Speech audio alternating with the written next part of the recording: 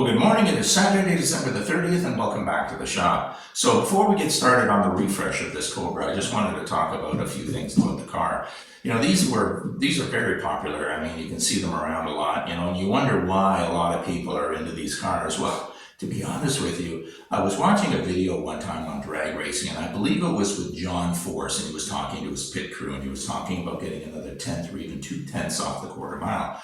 And he went to his crew chief and said, hey, you know, how are we going to get another 2/10 off of this car? And the guy says, well, listen, I can absolutely do that. It's probably going to cost $500,000, right, in parts and technology in order to do that. Or he looked at John and he said, or you can lose 50 pounds. And that really is why these cars are where they are and why they made such an impact on the racing scene back in the 60s, is because these cars are maybe 1,000 pounds of frame and steel and components. And then you've got another, maybe another 500, 600, 700 pounds in drivetrain, and then the bodies, the only aluminum bodies, the original ones were probably less than 100 pounds. These are probably closer to 200 pounds of the fiberglass. But basically, you're under a ton, under 2,000 pounds. You put 400, 500, 600 horsepower under one of these cars, and that's why they are so fast, right? It's all about power to weight ratio. So what are we going to do today? Well, day one, I think the best thing I can hope for is just to get everything off of this car. So we're going to take off the hood, we're going to take off the doors, take off the trunk, we're going to take all the chrome off of it, we're going to pull the windshield, we're going to do all of that stuff, and I think I'll call it a day at that point. Now, to take this hood off, there's two options, and if you watch my video on putting a hood on the Mustang, the challenge is you've got this hood, you're trying to hold it, you want to remove the 4 bolts that are there, and you remove the 2, and then the hood's going to shift, and then you got to hold it.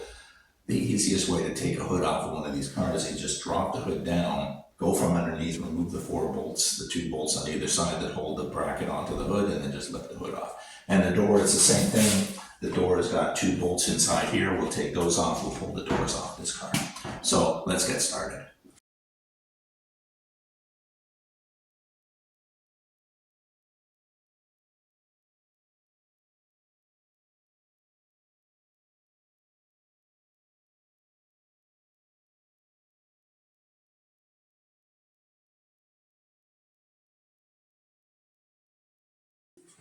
Okay, so before we can remove the trunk lid, what we have to do is we have to remove the license plate light, right? So this is wired in, so I'm gonna have to unhook the wiring so that I can actually pull the pins and then pull this thing out.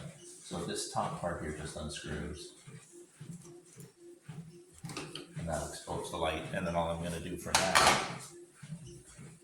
is cut the wires. These are soldered in, so I'm not going to bother going to get my soldering iron to undo them, but that'll undo that there. And I can pull the harness back through, get the harness down from in here.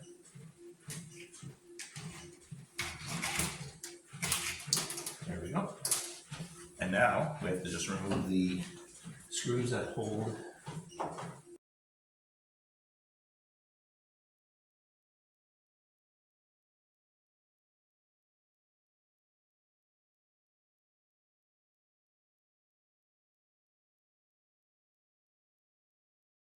Now, the easiest way to get these windshields out actually is not to try to take the harness or the frame out.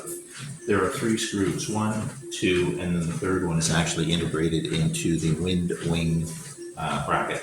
You remove that, this, and do the same thing on the other side, and this internal frame of the windshield will come right out, and it'll leave this vertical support on both sides. Without the windshield in the way, then these vertical supports you go underneath and they just unbolt as well. So let's take 1, 2, 3, and we'll go to the other side.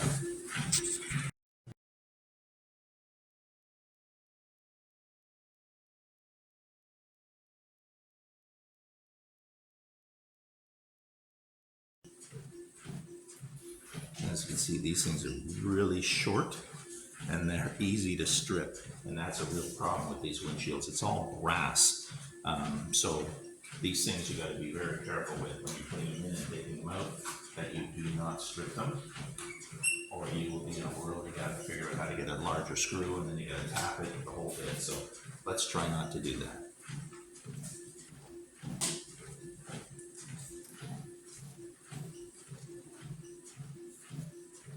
Turns out in this case it's actually 4 screws, so I'm going to remove this one and remove it on the other side as well.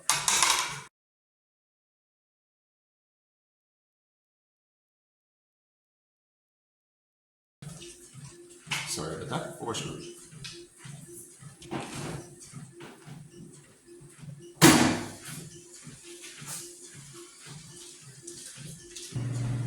there are just 2 bolts and nuts that will this bracket onto the inside here. Get a wrench on that.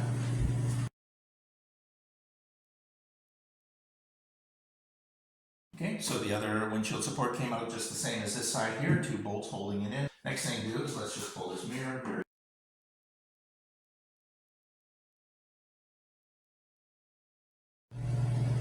Okay, so now we're going to remove this mirror. Now this mirror has 2 bolts that go up from underneath. Now, good news, bad news. Good news is that they're inside here, and that's one of them right there.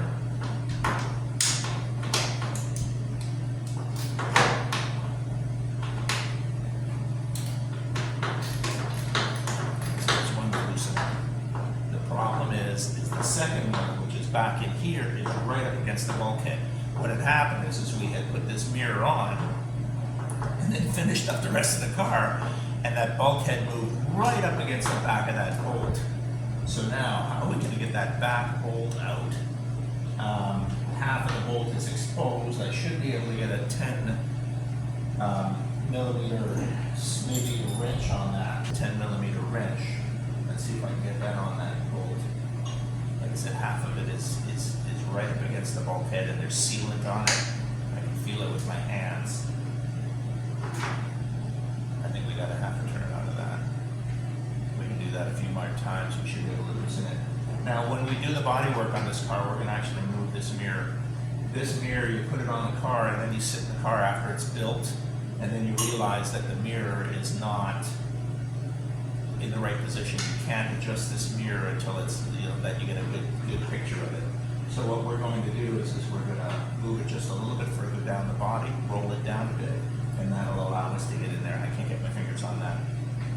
But this is almost ready. There we go. We can spin this. I can hold the nut on the other side. And again, we're painting the car, so this doesn't matter. And when we do move it, we'll move it away from that bulkhead so it's not in the bloody way. And then we should be fine. There it is there. There, we got it. Okay. Sorry to get so upfront and personal, but it's the only way I can get the camera to work. So basically, we need to remove this panel. You can hear the panel is nothing more than a panel that goes across the back. But in order to do that, we're going to have to remove these screws that are holding on these little plates. I'm going to have to take these brackets on the harness, drop the brackets down so that they can allow that panel to swing out. Have to remove the subwoofer. Of course, if I build a car, there's always a subwoofer in it someplace. So we'll remove the subwoofer, remove these things, pull this panel down. That should give me access to the bolts that are holding the roll bar in place. And we can get the roll bar out of here. And then once we get the roll bar, we can pull the gas. And then all that's left is going to be the side pipes, and the front and the rear lighting, right? So we'll take the lighting out. We should be able to get a few more things done today.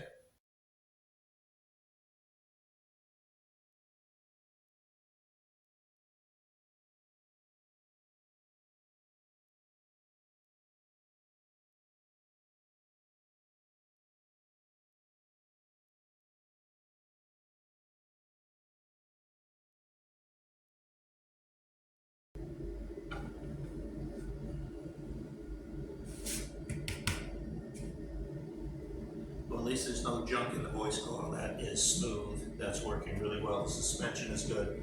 The rubber's in good shape. So, absolutely reusable. We'll be able to reuse that subwoofer. You can see we built a sub box in the back here. That's from behind.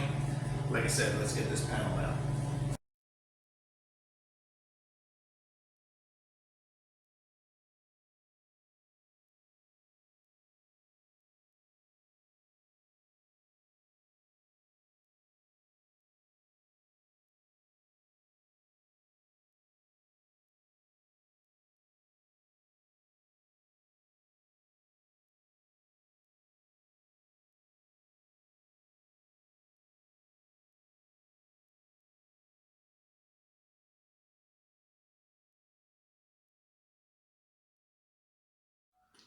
Okay, so I've removed the panel. I've just flipped everything back down. I've got the carpet back down here. You can see now we have gained access to the rear end of the amplifier and the tuner. You can also gain access to that from inside of the trunk as well, but as I mentioned before, this was easy. You can take that panel out or you can gain access to it this way. Now to remove the roll bar, that's held in, there's actually a couple of crush bolts here. One crush, there's two and then three crush bolts. But before I remove those crush bolts, what I have to do is I have to undo all of these little bolts or little screws that hold these trim pieces in, because the trim pieces have a rubber seal that doesn't allow water into the trunk. We have to remove these, slide these up, then I can release the bolts, and then we can pull this roll bar. And I think that might be it for today.